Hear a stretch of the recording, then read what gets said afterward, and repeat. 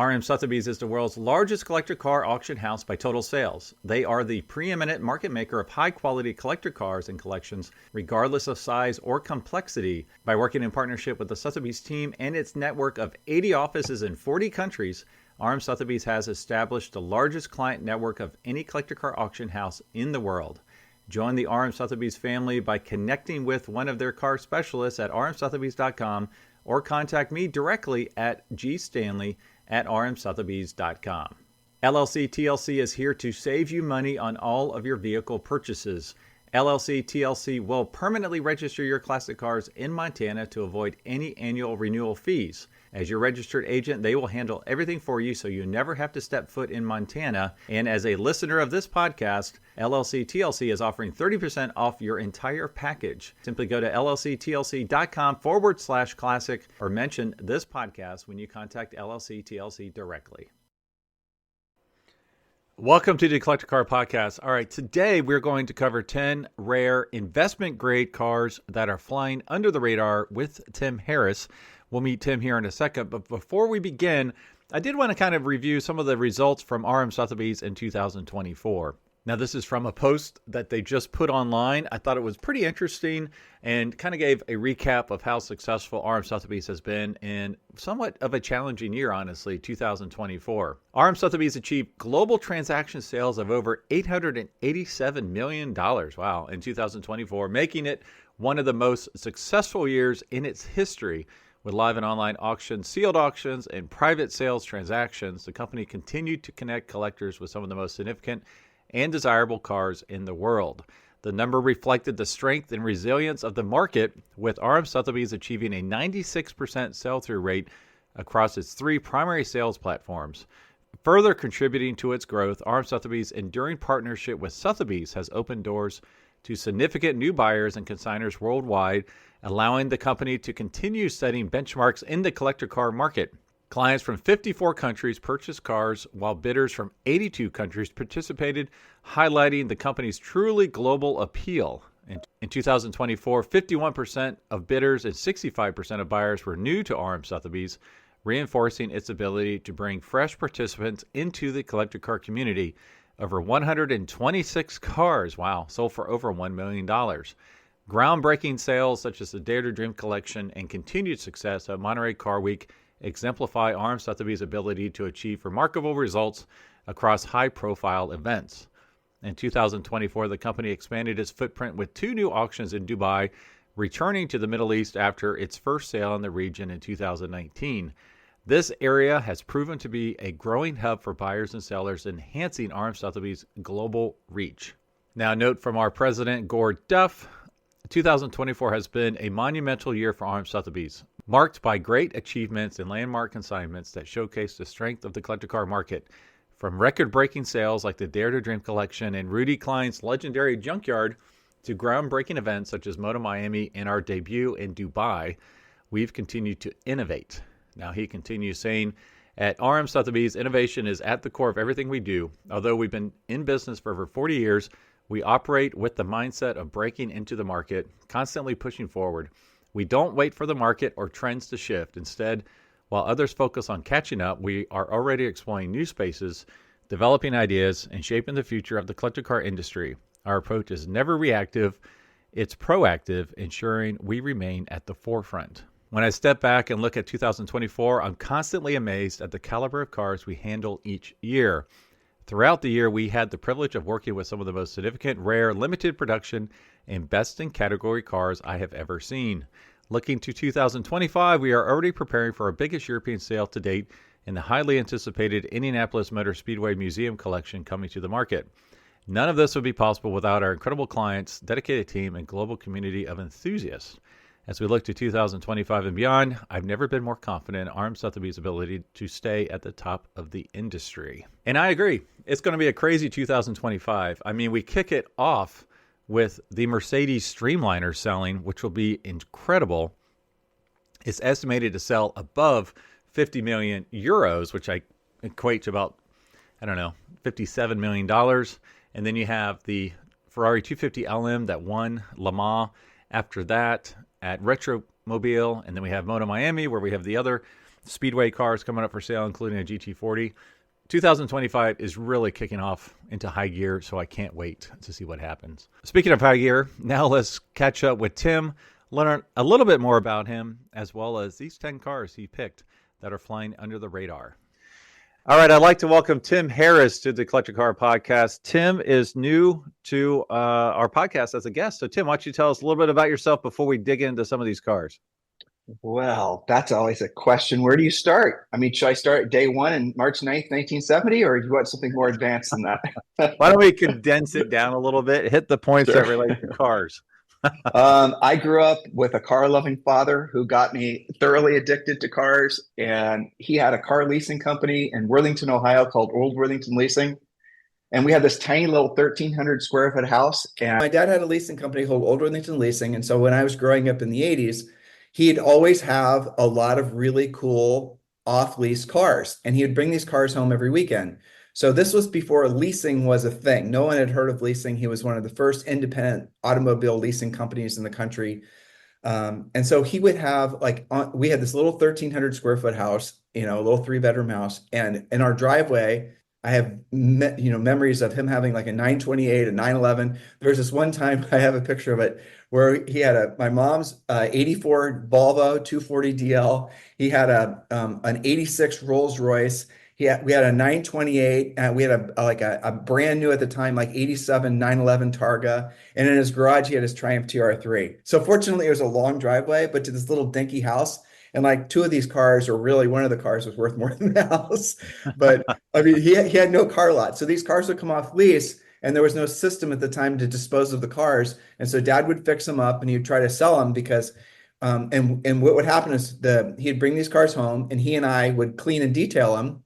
And I love doing it. I still love doing that. And we'd spend a whole Saturday and Sunday cleaning and detailing them. And then Dad would put them for sale, and then he would split if there was any profit with the owner of the car.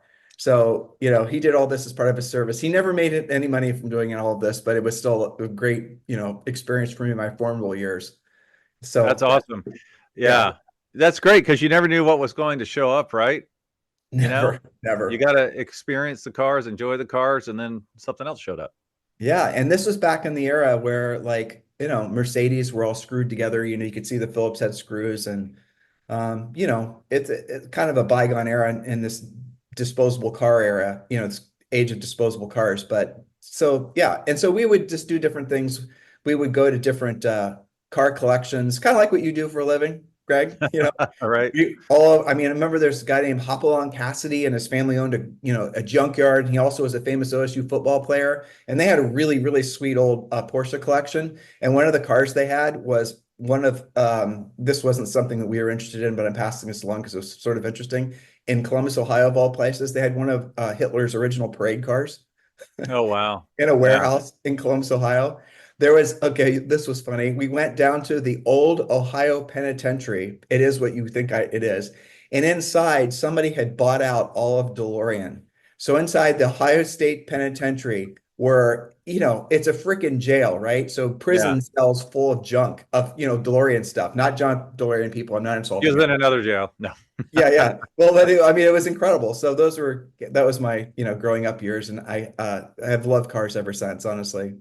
Was that the same jail that was Shawshank Redemption in Mansfield?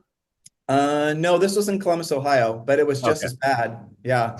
And for a while, I worked at True Sports, which was Bobby Rahals. During the summer, because I love cars. And then I would, when I was a kid, I'd buy and sell cars. We'd buy and sell them, clean them up, fix them up, and Hondas and BMWs and things like that, little cheapies, But yeah, so I've loved cars my whole life. That's awesome. And we met because you listened to the podcast, and we met in, was it Monterey? Yeah. Monterey. Yeah. That's awesome. Yeah.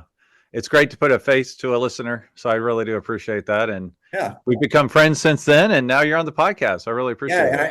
And you almost, from one of my referrals, sold a Michael Schumacher Formula One car. I almost. That's true. Yeah. That would have been great. Yes. Yeah. No, I appreciate it. He's still in the market. But Greg, he's still in the market too. So keep that guy's phone number. Okay. I will. So he was not the winning bidder of the sealed bid, which he would have totally put it in my face if he was. Trust me. That's hilarious. The 100% would have told me about it. Yeah. So no, he wasn't, but he will, I'm sure, buy another one. Well, it's funny because he did go radio silence on the text string, so we weren't quite sure Um, what was happening there. well, who knows? But I mean, the thing with the Ferrari game, I mean, Julie and I, my wife and I, we've been married for 33 years and we've had hundreds of cars. Obviously, it's a problem. But like in the Ferrari game, if you want to skip the line, the easiest way to do it is to have a modernish Formula One car. So if you have a modernish Formula One car and it's something that won races, and Ferrari wants to display it, especially in Maranello, which then you can pretty much beyond VIP. There's six statuses, the Ferrari customer thing. So yeah, and that's what our mutual friend is going to try to do again because he sold his car Right. and all of a sudden he was just ordinary customer status. So I Yeah, think we don't it's want to like be an ordinary customer. Jeez. oh Okay. yeah. Whatever it takes, right? Awesome. Well, tell us, what is one, you can tell us more if you want, but one of the cool cars that's in your garage that's one of your favorites. Oh, I mean, we have Julie and I together, fortunately, she loves cars too. We have a very eclectic collection. We have I'll tell you one of my favorite ones that I've ever owned, and we just got it last summer.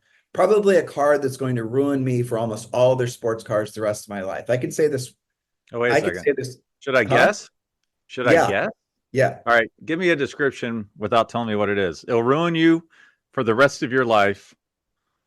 For all their sports cars, because for me, it's peak sports cars. You probably watch this on Instagram, so you know what it is. So you're going to cheat. I haven't been on Instagram in a while. Okay. I know you're a Porsche guy. That almost seems too easy. All right. I'm going to pick the easy one, the Porsche ST. No, no. We had Oh, a new touring, but we sold it. I didn't like that car, honestly. I didn't think the new 992 touring we had a 991 touring too, and that car was, in my humble opinion, a lot better as far as a driver's car. No, it's a 718 Spider RS. really? Okay. I Yes, could see I that. Yeah. I drive could one. totally see that because I got Jenny a little 2005 Boxster S, and Yeah, it has 2,100 miles on it when we bought it, and that's your car's decades ahead in yeah. technology and power and everything else. I was just so impressed with that 2005. Can't even imagine what the new one's like. Well, but it's got the GT3 motor in it, and you can Yeah. hear all the mechanics of it. That's the thing that's really about the Spider is you can hear all the mechanical bits and pieces like a race car. Because I've done some amateur racing, and one of the things, like I'm not very good at it, but hearing all the mechanics, the gears in the transmission, and all the different aspects of the motor doing its thing, you can hear that in this Porsche right behind your ear. And it's really, if you're into that sort of thing, it's loud, it's snarly, it's not even trying to be polite. It's, totally the whole thing. I can't believe Porsche made it, honestly. So that's the GT4 RS, correct? No, ours is a Spider. So ours is the Spider like your wife's Boxster. Oh, okay. I didn't Yeah. realize they made one like that. Okay. Yeah. Yeah. So it's Very got the cool. origami top but it's the same Oh thing as yeah. Yeah. it's the same thing as the GT4 RS. So like I don't like to buy cars that we're not going to drive. And if I buy something that's just I've been seduced into buying cars that I thought I was going to drive, but I didn't, and I was buying them more for the financial upside. And I can give you a long list of those types of cars too, where I thought, oh, this is going to be the thing, and then I get it, and my brain shifts to because the value starts to increase, and that kind of ruins the experience. So now at this phase of my car collecting obsession, it's not even really collecting; it's more using. I think we've had how many cars we have? 14. I think. Do we? Can you count them up? Anyway, so uh the Spider RS checks all the boxes because it's fun to drive, it's loud, it's snarly, and all good things. Beyond that, I think the next one that the one that I'm thinking of, which one would I be the least likely to want to sell? Yeah, okay, I'll do that one later. We have a 73 RSR, but it's Hmm. not original RSR. This one was built by a guy named John Gunderson, and it's got a motor in it was built by a guy named Jay Lee. So basically, the car was never intended to be for sale. We found out it was for sale, or maybe for sale for the right money would be the better way of say it. We saw some pictures, and we just bought it right over the internet. This was back in 3 or 4 years ago, and that car, every time, like it's in North Carolina, And when someone is changing the oil, I've used a couple places to service it, Ingram and things like that are going to be servicing it for us. They're like, holy crap, do you realize the work and money that went into this thing? So, but driving a car like that and driving the RSR, those experiences are really what it's all about. I'm not planning on going to the track or anything like that. Yeah. Yeah. Now, is the RS PDK only? Yes. The Because I think Spider RS is PDK only.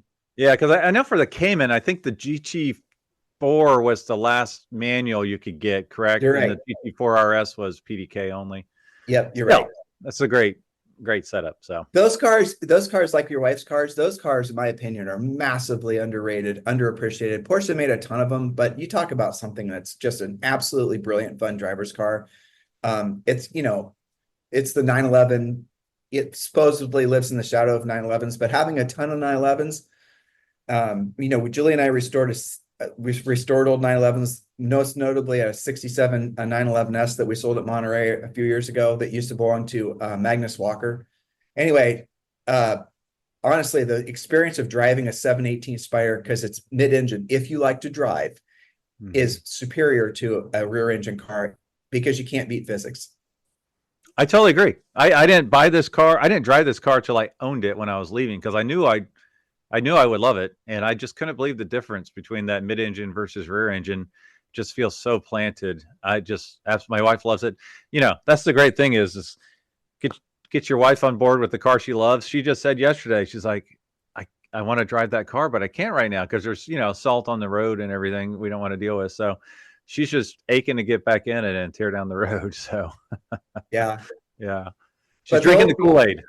Oh, that's good. The old cars too, and it's not just because I'm 54, but it's just because I think the old cars I've grown to appreciate them more. Like we're having Rod Embry's building us one of his hot rods. Who knows when that's going to be done? You just don't ask. When you're in line, you're Right. just in. Yeah. He asks for money, you send it. That's basically the way it works. We're 90% done building a 56 Porsche 550 with a 547 Corky motor, the whole thing. I'll tell you something that we both really love. We have a 93 Miata Mark One, which Wow. those are sweet little cars. Again, I know if we get to it, we'll talk about potential collector cars that are going to have value, but that's definitely at the top of our list. All kinds of things. Well, we do actually have to get to the list that you sent me.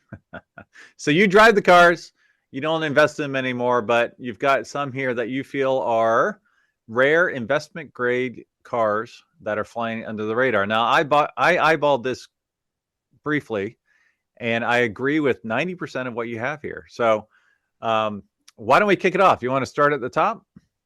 Well, so as far as the most expensive ones, I'm not really sure. So I'm really curious when I was thinking about this, and I love to go to the auctions. I mean, that's my favorite thing. It's Monterey Car Week, Julie and I, and so I'd love to watch the price trends, but I really enjoy going to the auctions to meet the people. That's the passion for me, is just meeting all the strange and wonderful people and learning all their quirks and features.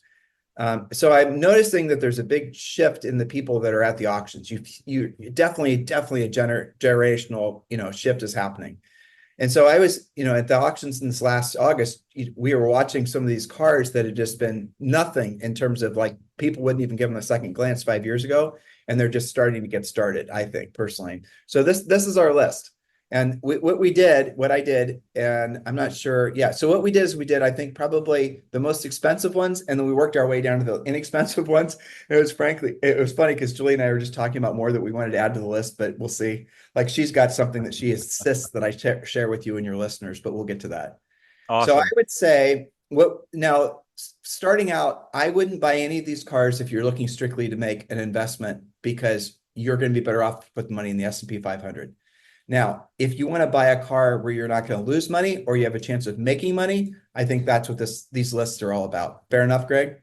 Yep, I agree. Yep. All right. So the first one, and Julie and I actually watched these getting made in South Carolina, which was really trippy. A BMW Z1. I'm sorry, these were the German ones. I was thinking of the I was about to say that was Z3. Yeah, Z3, right. Well, frankly, I should have put the clown shoe on here too, the Z3 coupe, but I didn't. Anyway, so this clown shoe. Yeah. The Z1s are really, really neat cars. The doors that go down into the sills. You can import them. There are a lot that are starting to come to the United States from Japan primarily. Really cool colors. I love I love the size of them, the history of them. And this is something, again, if you think about what's a modern equivalent to that weird Z1, there's really nothing. And so as far as those go, in the price range that they're currently selling, less than 100, really you can get a nice one for around 55 or 60 last time I looked, which was probably about 6 months ago. Seems to me like that's going to be a pretty good ownership experience. They made a total of 8,000. So that's an interesting little thing to consider too. What makes something collectible? Do you have an opinion on that, Greg? Like, where is there a secret number or like I mean, You you're know, back. yeah, 8,000 is a lot, but you never see these things, especially in the US. They're quirky looking little things. If you drive up in one, it'll take a moment for people to realize it's a BMW, honestly. I mean, you got the little kidney grills, but it's just really kind of like Blade Runner-ish, it's just so different, especially with the doors. And they're also, I've seen these in quite a few odd colors, interesting colors you would never typically see. I've got one here that is finished in Funglib, which is almost like a light green, which features matching glib interior. So it's like, they're just funky little cars that you never see. And but they're cool. I totally agree with you, because I don't remember the last time someone brought up a BMW Z1 in a conversation from a collectability status. I mean, I know they're not the fastest thing. There's reasons why, but I do agree with you on this one.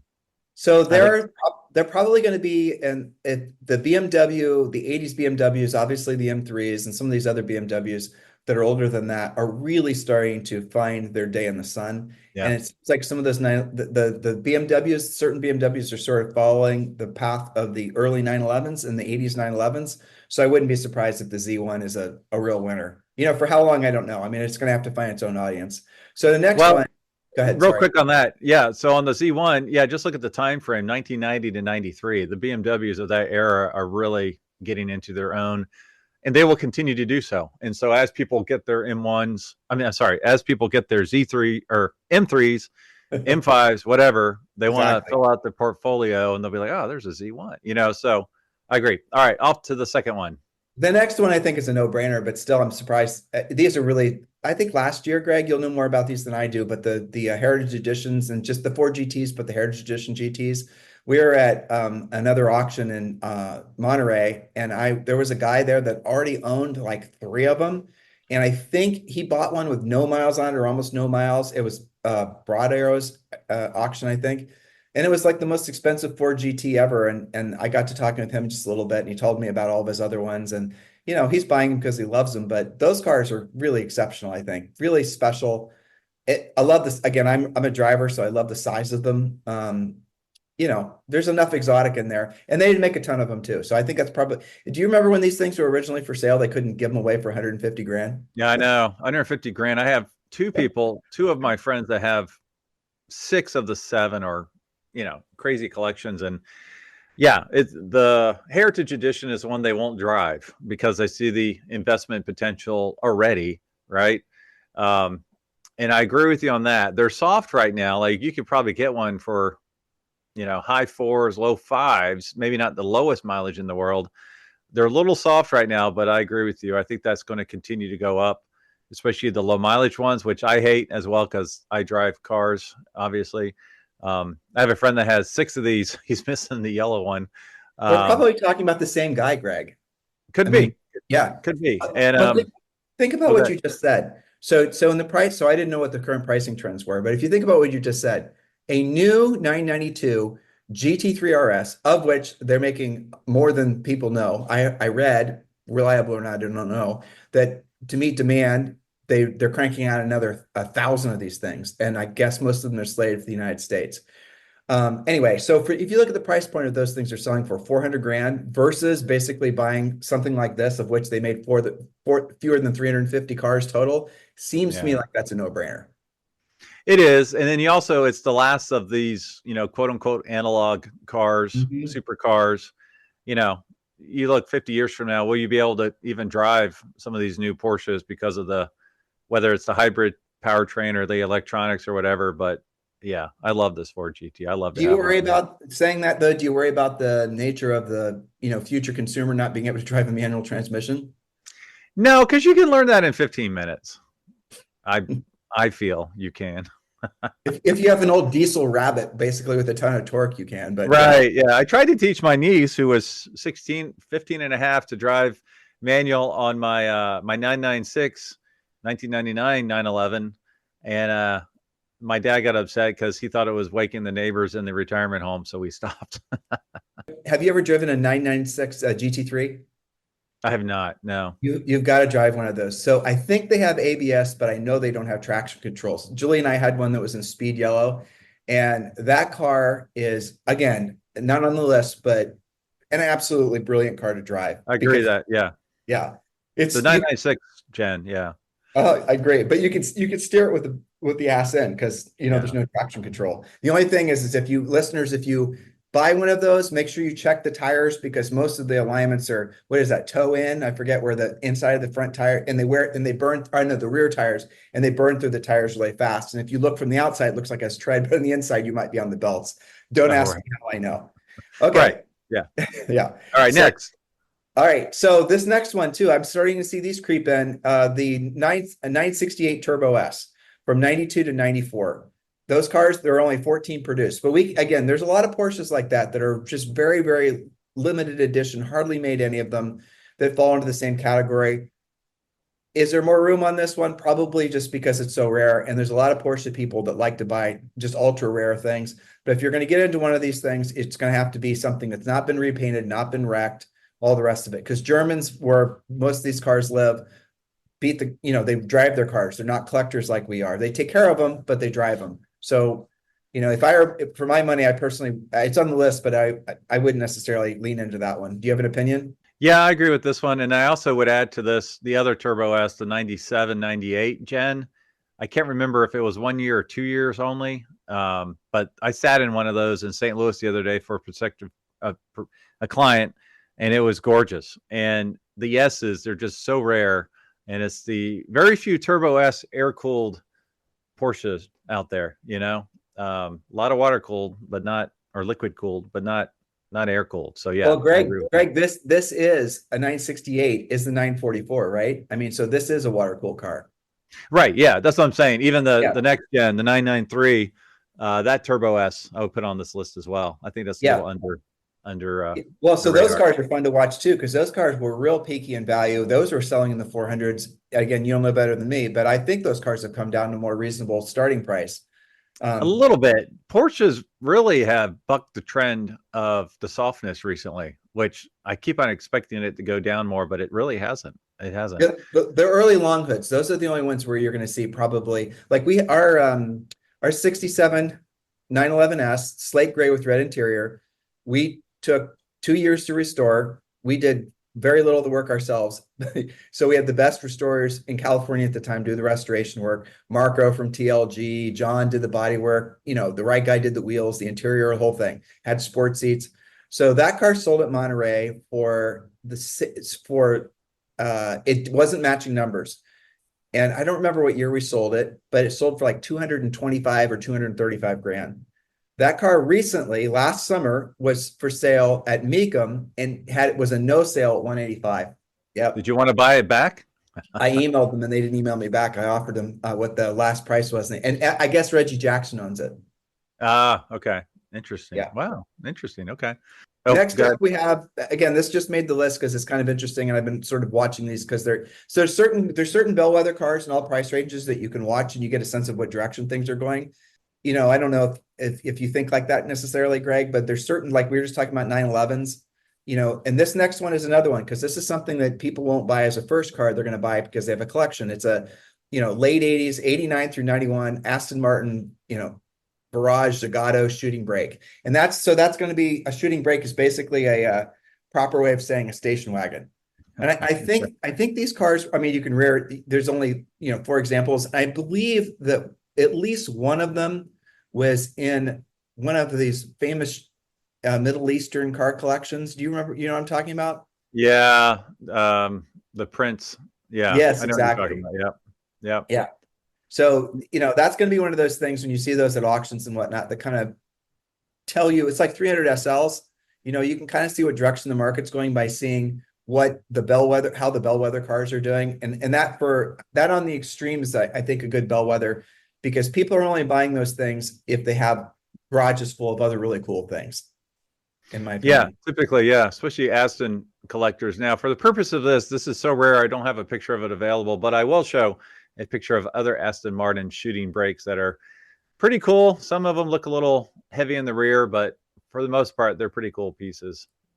So this next one, number 5, is a really cool car. Unfortunately, I've never really explored, but I'm really getting interested in these Japanese cars. 94 through 97 Subaru Impreza 22B STI. And I think what really is surprising, and you see this happening with these Japanese cars, these things are selling what, 300 to 400 grand for a really nice one. And I think there was one that sold for $500,000.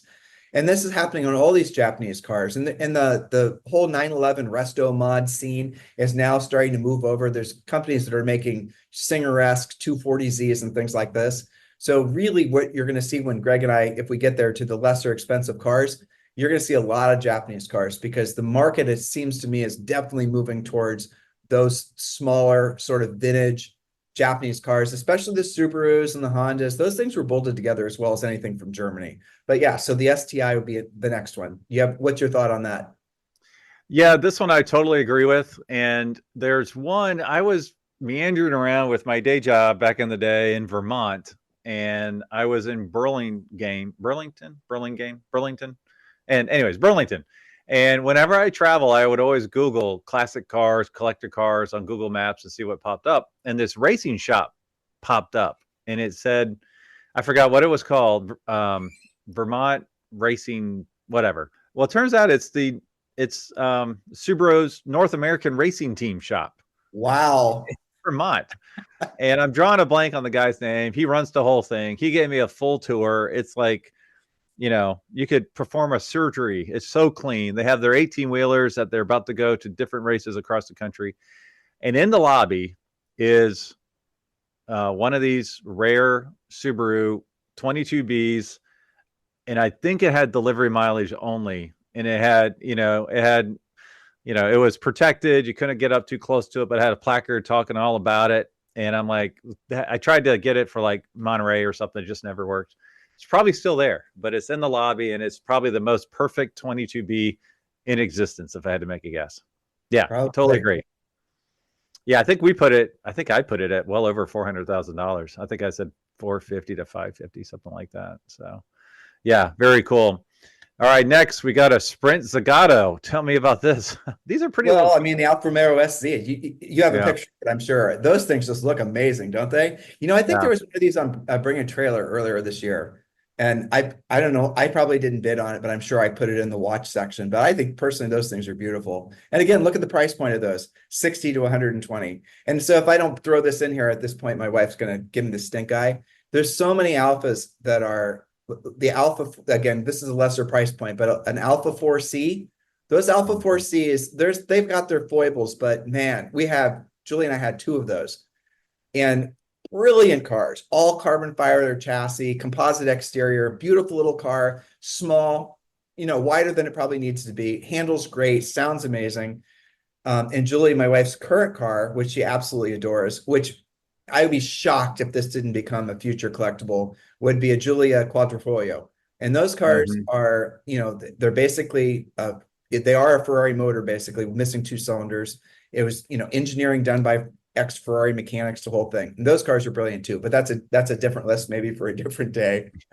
So, yes. But the Alfa Romeos in the United States, there's not very many that are still, unless you go back to the 60s.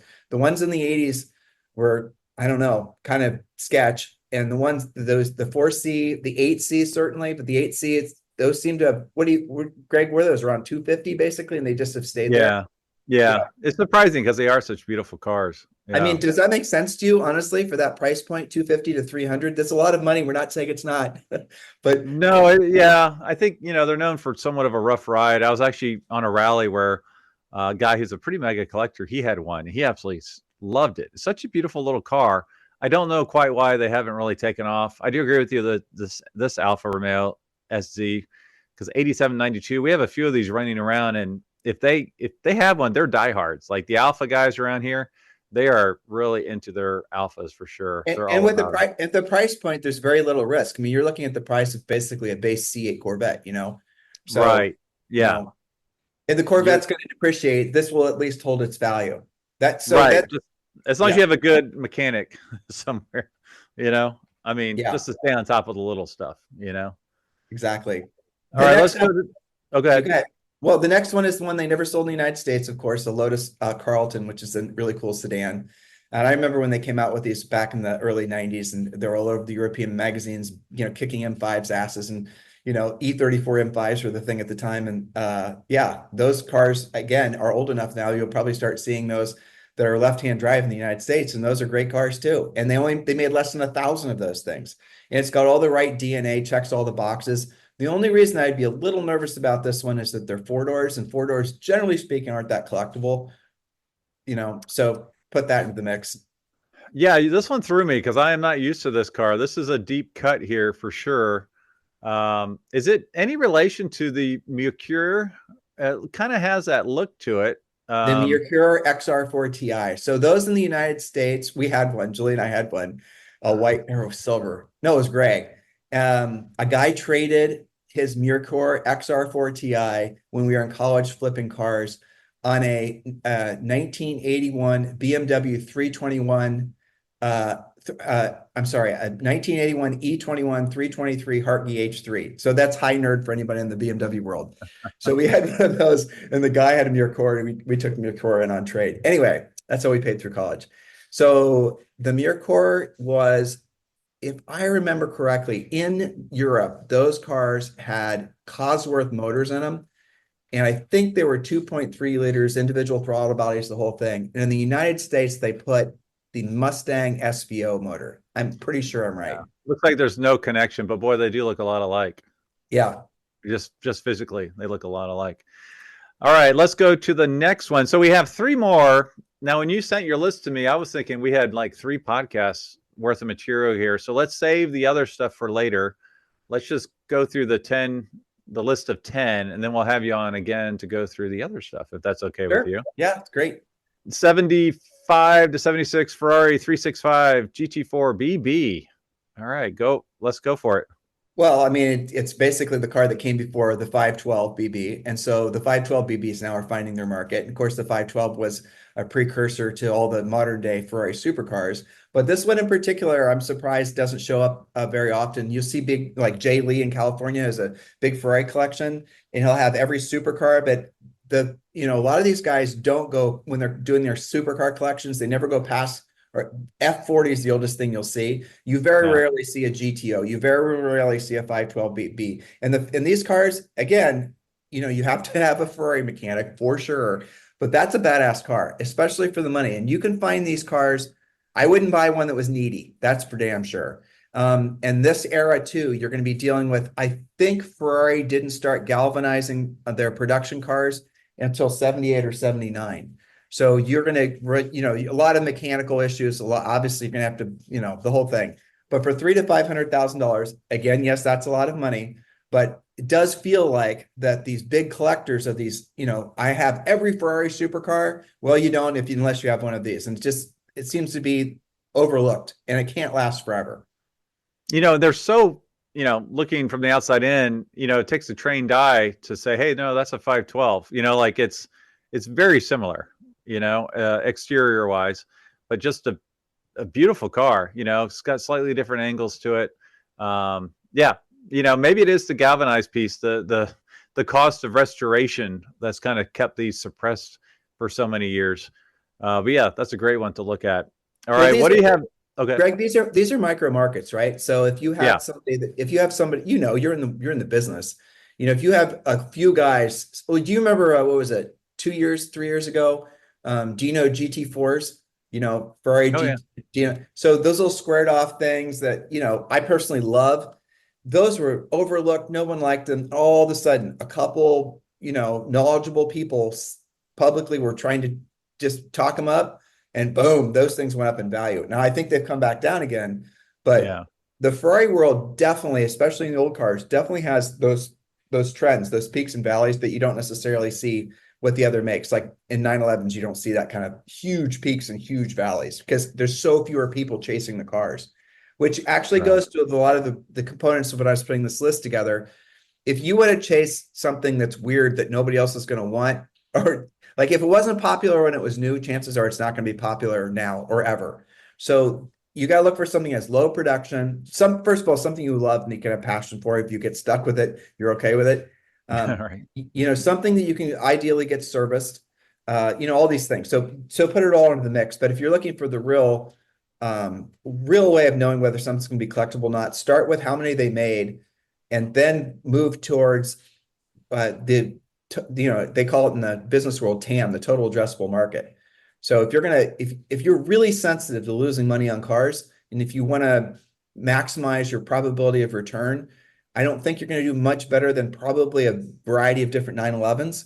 But if you want to meander into something that's a little bit more specific, like our next car, 1998, number 9 is 1998 Mercedes-Benz CLK GTR, and I can't pronounce that, but it's Strasser version, I think. And that car's German Strasser version. Yeah, but that's my best attempt. Yeah, but look at those. Those cars are crazy, right? I'm 100% on board with you on this one because it's been a little while ago, but I did a podcast about what is the next, I did a presentation at a social car club, and it is like, what is the next Ferrari GTO, meaning 1962 Ferrari GTO? Like, which is the next car that has the potential to appreciate to such extreme measures? And obviously the McLaren F1 is already there. Yep.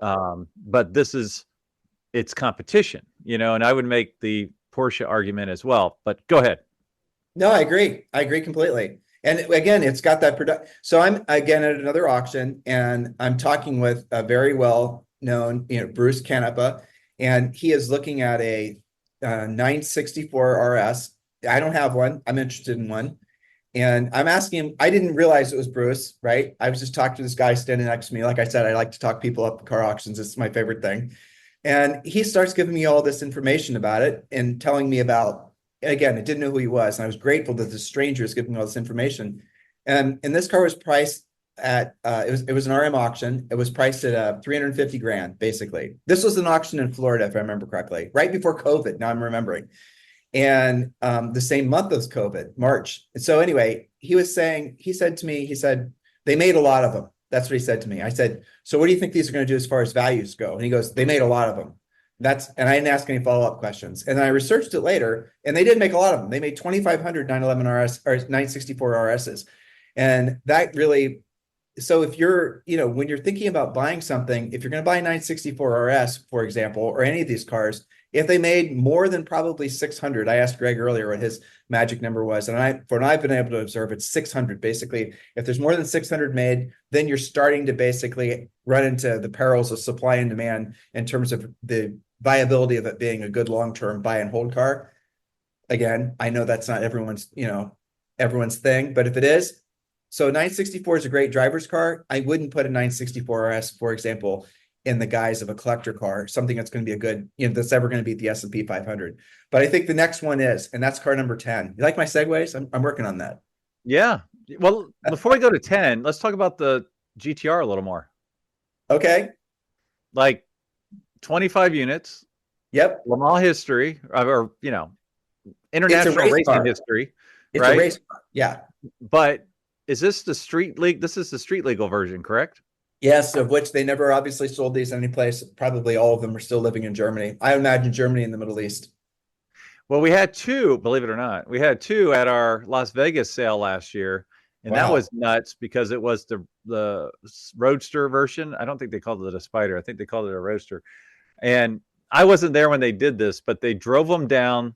They had to move them like down the Las Vegas strip, like half a mile or something. And I talked to one of the guys that drove it, and one of our previous podcast guests, Thatcher, and he's like, man, you wouldn't believe it. It's like we were in two UFOs, people pulling out all sorts of camera to get not just one, like one would have that effect, but to have two go down the road at the same time, both silver, one, one's the hardtop, one's a convertible Roadster. And I think they sold around 9 to 10 each. I think one sold at 9 and one was a no sale that sold later. So anyway, it's just crazy cars. And you have I think it's called the GTR one. Anyway, it's the Porsche version. The Mercedes, in my mind, is much more attractive looking than the Porsche version, because it did have the fried egg headlights and such. But anyways, all right, let's go to number 10. Well, if you don't mind, I have a thought or a question. What percent, in your opinion, of people buy a car, I'm going to use a modern term, as a flex, right? As a show off. If you had to a guess, lot. I would go with a lot too. Jules and I were in Monaco, and that whole place was just nothing but flex, you know? Yeah. Yeah. But I would think a lot. Would you say 9 out of 10, 8 out of 10 of these hypercars, supercars are just bought as essentially a flex? I'd say probably 8 out of 10. Okay. There's some hyper collectors that really want them for what they are. I agree, but very few of them are actually giving a hoot about driving them, you know? And that's what I think makes that Mercedes extra special too, because it is literally a street race car.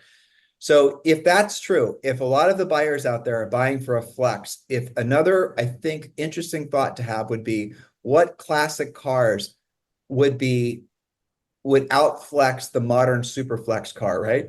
I mean, if you're thinking about what's going to be potentially a good return on investment. Again, I'm not really comfortable saying it like that because I like to drive cars, but that would be, so for example, in Monaco, Lando Norris, he doesn't, he has a Lamborghini Miura SV.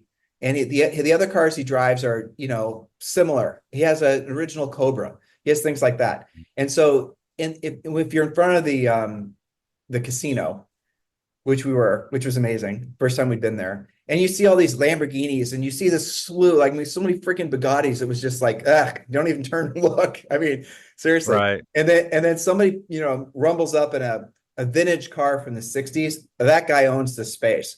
So I wonder, and I'm sitting here talking. Fiat Jolly? He has a Fiat Jolly too. That's right. Yeah. It says a lot about the guy's character that he feels comfortable driving a Fiat Jolly in Monaco. I mad love and respect for that. In any event, so if you're right, which I think you are, that most of the buyers for cars like this are flexing, and if the ultimate flex is no longer a supercar, for example, Julie and I, we have a Ferrari GT, a 296 GTS, and we're probably going to get the BS version of it. So we're down at the dealership talking to the owner of the store, and it doesn't matter. And, we were talking about how fussy Ferrari is to work with, a lot of the rules and whatnot. And then I made the comment, I said, well, if it wasn't for the fact that Ferraris are hard to get, all these other manufacturers wouldn't be in existence, Koenigsegg and all these others. And he corrected me. And remember, this guy owns a Ferrari store. He said, those other car companies are in existence because the people that were buying the Ferraris aren't buying them anymore because they weren't unique enough. You get me? So I thought that was interesting. It kind of changed my thinking. And I think from an automotive perspective, we're into an era where it's very, very likely that really cool collector cars are going to become the ultimate flex for the next generation because the Lamborghinis and all the others have just become too ubiquitous. Do you have a thought on that? I agree with you. I haven't really thought it through, but I think that is totally correct. It's always, it's always the unique and interesting that people don't typically see. One example I'll give is I was at a Cincinnati Concours d'Elegance hangar party. It's a couple of years ago, and a guy rolls in with his whatever it was, hyper Ferrari. And I asked him, why do you have that and not like a Lamborghini? And his response goes directly to flexing. He said, because anybody can buy a Lamborghini. No, you have to be somebody to buy a Ferrari. That famous quote that I forgot who gave it, but yeah, he had a Ferrari, not because he necessarily wanted a Ferrari, but he wanted people to know that he could get a Ferrari, and that's a really interesting question about, kind of what is that next thing, especially if you go backwards and you go back to, the classic era. That's a tough one because I think a lot of that has been mined. If it's going to do it, it's already been doing it. But I don't know. I'm curious. Well, we're mixing cool factor. Like if you buy a new anything, like new Ferraris, modern Ferraris, they're depreciating. So yeah, the Ferrari jacked up the price. The cars aren't holding value. So the idea that buying a Ferrari is going to be essentially a cost-free experience is out the window. I doubt if it's going to swing back the other direction. And all these other cars depreciate. So to rationalize, again, we're making this about money, which is again, not, whatever, but to argue against the old cars because the old cars require maintenance and the new cars don't. And some of the new cars, like for example, the Ferraris would increase in value from the day you bought them. Those arguments don't hold value anymore. So I think Right. unless you're buying like an 812 Competizione or you're getting, but you have Right. to get an allocation for one of those. So in any event, I think it's very reasonable to assume that this younger generation of folks are getting burned out on all these supercar, hypercars everywhere you look, especially online. Social media has essentially Yeah. made. I mean, I'm older than you, Greg, and when I was, car magazines, and if you saw a new 911, man, that made your freaking week. I remember Yeah. my dad leased an '87 Guards red 911 Turbo, and oh my gosh, I still think about it, obviously. But now, I mean, you see special stuff all over the place, but you don't see old special stuff. So I think Yeah. we could see a new generation discover these old cars, not because of nostalgia, but because they're looking for a new flex. And I bet you that's what happens. I've been looking for signs of that. But that's my theory. It's funny, and we'll have to move on here in a second, but I've heard rumblings and seen people talking about, believe it or not, brass era cars is what Yep. some of the young kids are getting into. Because I think the more the industry gets electrified, the more people want not electrified, and they want stuff they can work on, and they want the weird stuff nobody ever sees. And, they're even going all the way back to brass era, which I find really, really cool and interesting, Me that some too. are making that jump. All right. The last one here, and then I want to add one at the very, very end. So tell us about the number 10. Again, I've never driven one of these, but I've always admired them. It's the De Tomaso Pantera GTS, the arched fenders and all that from 71 to 73. A lot of cool stuff about these things. And again, I think it's obvious that these things are underpriced, 150 grand to 250 grand. And if you poke around, you can find one that's needy, but strong advice to all of you or suggestion to all of you is try to buy something that's not needy because the cost of bringing something up, is ridiculous. It doesn't matter what it is. And I realize this has an American motor and the rest of it, but still it's going to be really expensive. So buy the nicest one you can afford. And if you can't afford a nice one, I'll suggest you not buy one at all. So, I learned the Yeah, hard this way. one, yeah, this one's interesting because the Panteras, they're hot, they're they're tight. You don't have a lot of room with your feet, hard to see out of, but they're gorgeous, and they're reliable because they're American Ford V8 in the rear engine. And this is one of the rare ones in which modern amenities or customization doesn't affect the price as much as it would on other cars of the same era, And so if you go out and find one, I would find one that's already had the heating issues fixed, has had maybe vintage air put into it. There's a couple. I mean, it's well known in the Pantera community what needs to be done and what needs to be fixed to make these really great running, driving cars. And they're cool. I mean, I saw there's one running around here locally. He keeps the engine bay cover out. It's meant for like storage. It's just a big plastic or fiberglass thing. So you can see the whole engine and it's all chromed out, and he has slightly larger factory looking chrome wheels on it. Gorgeous cars. But to your point, get one that's done, get one that's sorted, get one that has those issues addressed. And I don't think you can go wrong. The one I wanted to add, I think one of your opinion on it is the Fiat 500 Abarth. Oh yeah, for sure. Yeah, like I don't know the years, like 2005, 2006, whatever it is, even later, 2010 maybe. Oh, I you don't know mean the the year. modern ones? You mean the Yeah, modern yeah, ones? the modern ones, Oh the yeah. modern ones. I I love those cars. I have there's a guy that runs a restoration shop, and he has one, and he's got like 100,000 miles on it. He cannot stop raving about it, and the guys that work there can't stop raving about it. I know there's an interview with Jerry Seinfeld. He can't stop raving about his, and you know, you don't see it on anybody's social feed or anything. I think that's one that people need to take a look at now because you can get one with low mileage with not much expense at this point. For like 10 grand. Have you driven one? I have, and man, it just sounds great. It just scoots. It almost is kind of like an early Mini Cooper S, Which like we the also have. We have a 67 Mini Cooper S with that's got great history, and you're exactly right. That's what it feels like. yeah, yeah. Those cars have no mufflers, the R-Barths, they're just straight through exhaust, basically. Do you No, know?